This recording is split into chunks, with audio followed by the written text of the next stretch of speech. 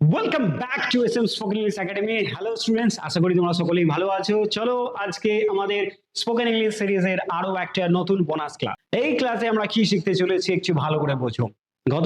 গত ক্লাসগুলোতে আমরা শিখেছি যে পাস্ট প্যাটার্ন নিয়ে আমরা কথা বলি, যেখানে আমরা এটা ভেবে থাকি যে গিয়েছিলাম, করেছিলাম, নিয়েছিলাম, এগুলোর মানে কি পাস্ট। এবং এই পাস্টে কথা বলতে গিয়ে আমরা এইভাবে কথা বলি, I was go to school, I was help my friend, he was come to my house, they were play football, my mother was buy a new shirt for me। তাহলে সমস্ত জায়গায় আমাদের কি আছে? was and were। কেন? now ask, why do you always use was were for the past pattern? কারণ was বা were এর বাংলা মানে যেটা আমরা ছোটবেলায় জেনেছিলাম এবং যেটা সত্যি এবং ঠিকই, যেটা হচ্ছে কি ছিল, ছিল। ওকে, তো ছিল, তো আমরা স্কুলে গিয়েছিলাম, তো ছিল ব্যাপারটা আছে, তাই জন্য আমরা কি বলি? I was go to school, I was go to school.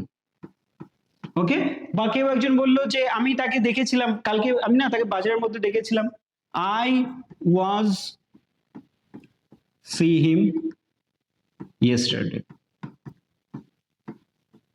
কেউ একজন বললো যে আমি প্রজেক্টে সাবমিট করেছিলাম বা তারা আমাদের বাড়িতে এসেছিল, তো তারা আমাদের বাড়িতে এসেছিল, they were come to hour.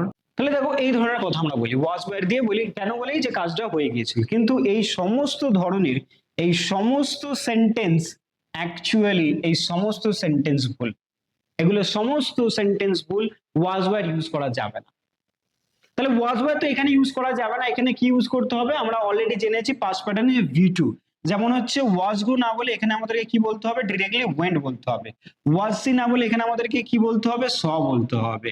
আচ্ছা, দে ওয়্যার কাম না বলে তাহলে কি বলতে হবে? কেম বলতে হবে। এগুলো আমরা অলরেডি পাস্ট প্যাটার্নে শিখেছি।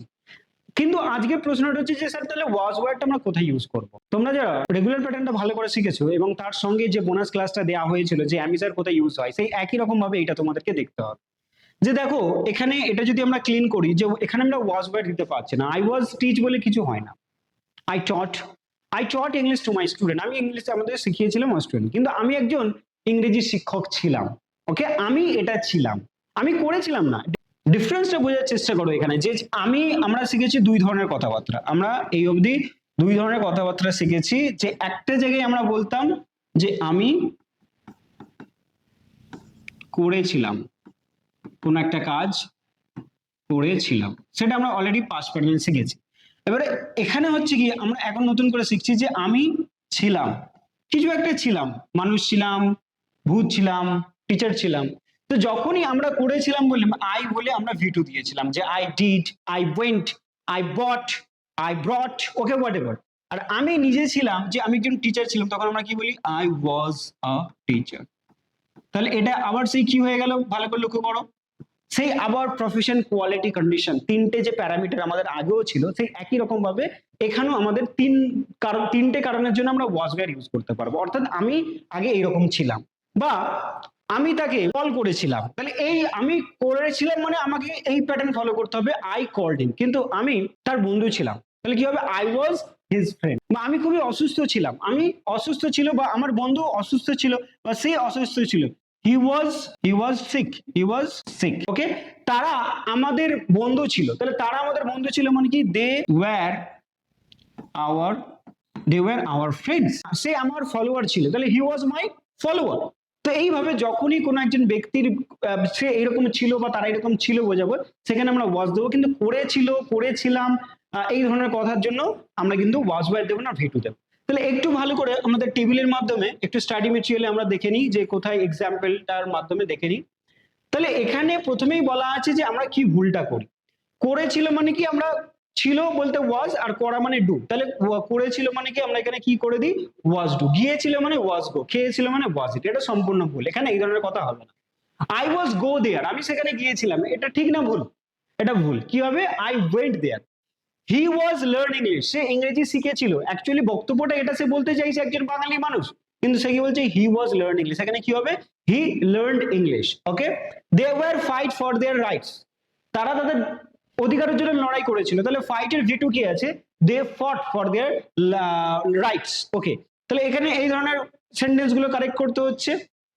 এরপরে আমরা চলে আসি, যেমন দেখো আই ড্রোভ আ কার, মানে কি আমি একটা গাড়ি চালিয়েছিলাম, একটা কাজ করেছিলাম, তাহলে সেখানে আমাদের কি লাগছে, ভি টু লাগছে। কিন্তু আমি একজন ড্রাইভার ছিলাম, আই ওয়াজ এ ড্রাইভার, এটা আমার পরিচয়।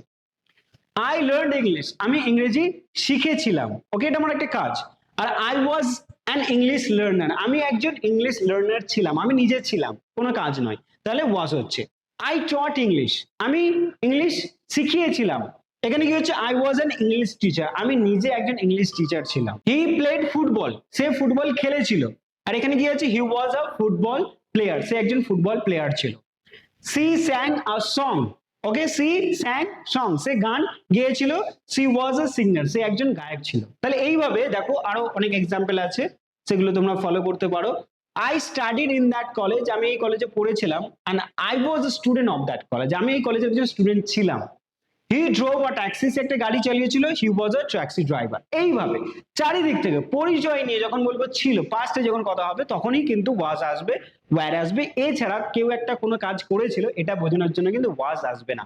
যদি বলি আমি তোমাদেরকে 7টা প্যাটার্ন শিখিয়েছিলাম, তাহলে এখানে আই ওয়াজ টিচ বলবো নাকি আই টট বলবো? ডেফিনেটলি আই টট বলবো। কিন্তু যদি বলি আমি গতকাল চিন্তিত ছিলাম, তাহলে আমি ছিলাম বলছি, করেছিলাম কিছু না, তাহলে আই ওয়াজ ওয়ারিড ইয়েস্টারডে। ওকে, তাহলে এইভাবে তোমাদেরকে বুঝতে হবে যে কোথায় ওয়াজটা দেবো, কোথায় দেবো না। সমস্ত জায়গায় এই ওয়াজ ওয়্যার দিয়ে তোমরা কিন্তু ইংরেজিতে কথা বলতে পারবে না, নিজেদেরকে ভুল হবে এবং সেখানে তোমাদের কনফিডেন্সটা দিনকে দিন লো হতে থাকবে এবং তোমরা একেবারে ইংরেজি ভাষা শেখাটাই ছেড়ে। তাই এই ধরনের ছোট্ট ছোট্ট ভুল যেগুলো আমরা প্রতিনিয়ত করে আসছি না বুঝে না জেনে, এবং যার বাংলা অর্থ হয়তো ছিল বলে আমরা সমস্ত জায়গায় করেছিল গিয়েছিলতে ওয়াজ বা ওয়্যার ইউজ করছি, কিন্তু সেটা অ্যাকচুয়ালি তার মানেটা কি হতে চাই, কি হয়ে যাচ্ছে, এটা আমরা আজকে ক্লাসে বুঝতে পারলাম। তাহলে এই দুটো বোনাস ক্লাস আমরা পেলাম, অ্যামিজার কোথায় ইউজ হয় প্রপারলি এবং ওয়াজ ওয়্যারটা কোথায় ইউজ হয় প্রপারলি, এটা আমরা বোনাস ক্লাসের মধ্যে পেলাম। এটা 7টা প্যাটার্নের মধ্যে আমরা ধরছি না, এটা আলাদা দুটো বোনাস ক্লাস। এবং এই ধরনের আরো ক্লাস তোমরা পাওয়ার জন্য অবশ্যই আমাদের এই ইউটিউব চ্যানেল, ফেসবুক পেজটাকে সাবস্ক্রাইব, লাইক এবং শেয়ার করে দিও। এবং সমস্ত বাংলা মিডিয়ামের স্টুডেন্ট যারা ইংরেজি গ্রামারকে একদম জমের মতো করে ভয় পায়, যারা ভাবে যে ইংরেজি গ্রামার শুধুমাত্র খুব মন দিয়ে বা খুব ইন্টেলিজেন্ট যারা student, first boy, second boy, first bencher, তারাই বুঝতে পারবে এবং অন্যরা বুঝতে পারবে না। দেখো এগুলো আমরা গ্রামার স্টাডি করছি, কিন্তু গ্রামারটাকে প্র্যাকটিক্যালি স্টাডি করছি, যেটা আমাদের কথায় কিভাবে ব্যবহার করতে পারবো, যে কোন ধরনের কথা বলতে পারবো, সেই কারণে আমরা গ্রামারটা শিখছি। এবার সেটাকে অনেকটা সহজ করে নামগুলো আলাদা করে প্রয়োজন অনুযায়ী শিখছি, কিন্তু এইভাবে সাবজেক্ট অবজেক্ট ভার্ব এই কম্বিনেশন করে এত কিছু গ্রামাটিক্যাল সেন্স না গিয়ে আমরা শেখার চেষ্টা করছি। তো আশা করি তোমাদের এই ভিডিওটা ভালো লেগেছে। ভালো লাগলে অবশ্যই যা যা করার তোমরা করে দেবে। দেখা হচ্ছে পরবর্তী ভিডিওতে। আপাতত তোমরা এগুলো প্র্যাকটিস করতে থাকো। ধন্যবাদ।